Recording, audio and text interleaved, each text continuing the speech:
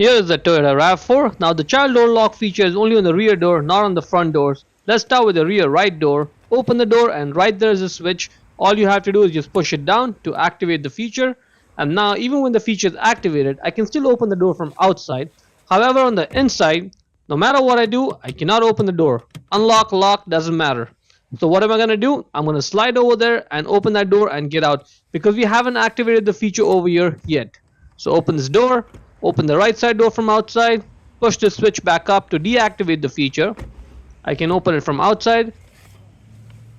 On the inside, when it's in lock position, I cannot open. Unlock, I can open, and that's good. Repeating the process for the left side door, open the door and push the switch down. Exact same process. I can still open from outside.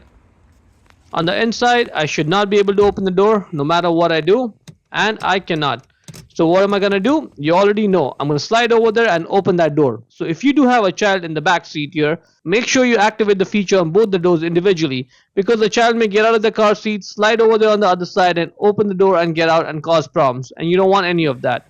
So open this door, open the left side door from outside, push the switch up to deactivate the feature, open the door,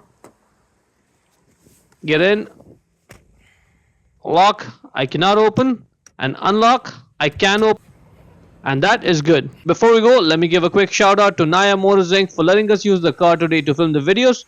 They are a used car dealer here in Ottawa, Canada. Check out the link in description for their entire inventory.